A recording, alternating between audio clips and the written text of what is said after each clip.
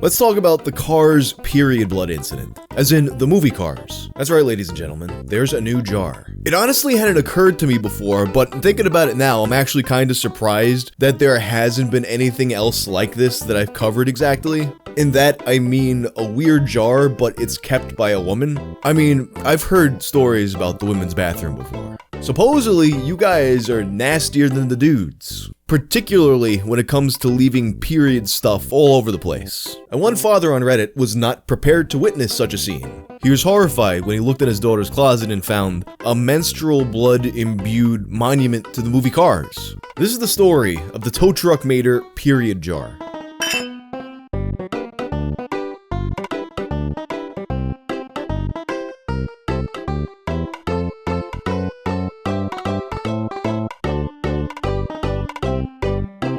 Today's video is brought to you by my merch collab with Chef Brian Zhao. As some of you guys know, Brian's actually one of my real life friends from the metal scene out here in New York, and he's cooked some of the best meals I've ever had in my life. It's been a lot of fun watching his YouTube channel blow up now the past couple of years, and to celebrate, we're putting out an extremely limited shirt design.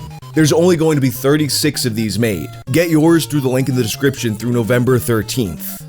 On October 22nd of 2023, a throwaway account named Purple Limerence 79 posts to a few different subreddits asking for advice. Found something nasty in my daughter's closet. Don't know how to react. Mods in r/advice and r/parenting deleted the posts, but it remained up in r/confessions where it got a lot of engagement.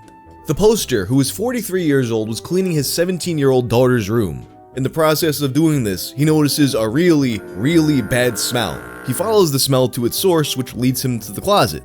He then discovers something that he claims is mystifying as a sheltered white dad in his 40s. Which really, who describes himself as a sheltered white dad? It makes it sound like it's some kind of offbeat sitcom. Or, you know, something for some weird guy to fantasize about. Nevertheless, he finds that behind her clothes, she was hiding a filthy, disgusting mason jar containing a cast iron figure of the tow truck for the movie Cars mater. And he's not alone in there. He's covered in what he says appears to be 2 years worth of used tampons and period blood. Now, of course, Reddit being Reddit, they get really hung up on the 2 years estimate. Like, now you have discussions of the story being fake, which of course those would always come up, but it's not that it's fake because it's a crazy story on Reddit by an anonymous guy. It's fake because the numbers don't add up. You have some people actually doing the math where they're calculating a range, how many you could possibly produce in 2 years, with 144 tampons at the lower end and 520 tampons at the upper end, depending on how heavy or light this girl's periods are, and how well she observes the recommendation to not use one for more than 8 hours at a time. Like, realistically, if this story is true, it's not like he sat there and counted each tampon by hand. He just saw a lot of tampons and came up with a big number. Like, he's not trying to come up with an accurate estimate like he was counting jelly beans at a circus. And as a lot of people pointed out, this is a 40-year-old man. He's probably not the best versed on what is and isn't normal for tampon usage. You also had a poster who pointed out that because she was so athletic when she was younger, as we later learned that OP's daughter is, that she missed a lot of her periods growing up. But then if we're considering that, then we're coming up with a situation where the father is now factoring in how often her period actually occurs if it's abnormal. It's getting way more complicated than this would realistically be. As others in the comments suggested, this was likely something that happened for a relatively short amount of time, and then she just left it there because she didn't know how to dispose of it without getting caught. In any case though, the filth doesn't end here. In addition to the blood monument, there's drawings. Drawings of Mater with another truck, a female truck that kind of resembled his daughter. And they both have realistic human genitalia. So basically, the average DeviantArt user, and he's flabbergasted. I know this stuff is common on sites like 4chan, but my DD is not the type of to use those sites. She is popular, plays soccer, and was on the top of her class last year. Alright, yeah, popular, I'll give you that, although, you know, Taylor Swift uses 4chan, of course. But if I had to guess, I would expect the average school-age 4chan user to be someone who has better than average grades. Not because the website's educational, but because that's who winds up sitting on a site like that all day. Although, you know, realistically, this sort of filth has breached that containment decades ago. And we come to the reason why he's making this post. He doesn't want to tell his wife about it because he's afraid she's going to overreact because she has a very Christian background. He's worried that his daughter will get traumatized over stuff that he thinks is probably harmless teen stuff. School gets out in less than an hour, and I'm pretty sure she'll realize I've been snooping around. Please give the mortified dad a few pointers, please. In my day, the most we thought about sexy cartoons were a few giggles about Jessica Rabbit. And those definitely weren't things you'd hear a popular girl talk about. Is this common among the new generation of young? Obviously, the main reaction to this is people who think it's fake or an attempt at creating a new copy pasta. Which on some level, I think that's probably kinda worse. He came up with this fantasy scenario where his imaginary daughter is fantasizing about the tow truck from Cars, getting off to it, and this is all manifesting with her using her period blood to do it. Not the best thing to have just walking out there among us. But believe it or not, there actually was a surprising amount of decent, reasonable advice given in these threads. One user, Matt Jom, gave a little step-by-step on how to address the situation directly. I guarantee you that some of your peers in your day were doing more than giggling about Jessica Rabbit. Kink is not new, it's just not your thing. Your kid is almost an adult, and nothing you found is criminal or hurtful. Unfortunately, it is unhygienic, so you can't ignore it.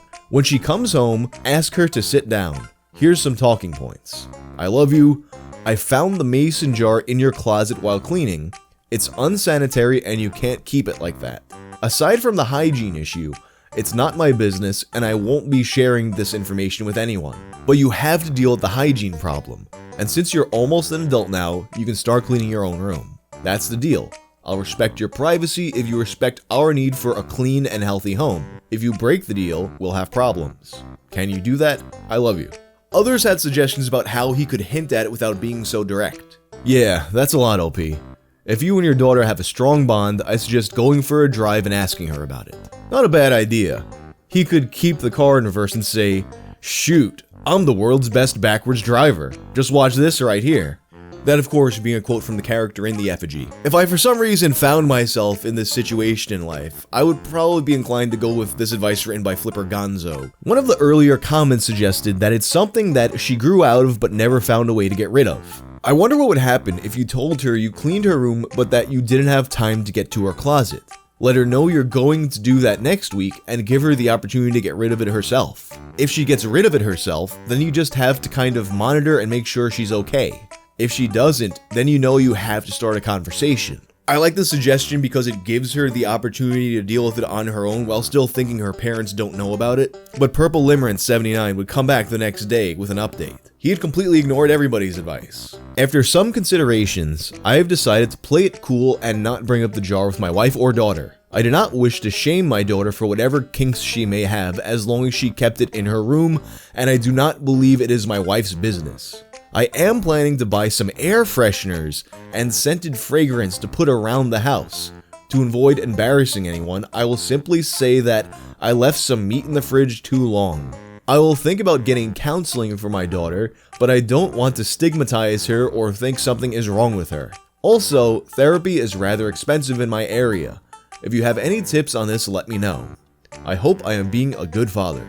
This is such an unsatisfying ending that it almost makes me think the story's real. As a number of users pointed out, you can't just leave that alone, it's a health risk. If you think back to my video about homemade fleshlight disasters, there was a case where someone had actually developed severe respiratory issues because of something like this. And here you are, putting your whole family and yourself at a risk just to avoid a difficult conversation. You even had one poster, RageMonkey91, who pointed out that she feels she's turned out to be a much better adult, specifically because her father was willing to have these kinds of difficult conversations with her. But ultimately, I think it was the user Third Dimensional Crisis that really got to the heart of the matter. Can you, make up a different ending? And that's the story of the tow truck mater period blood effigy.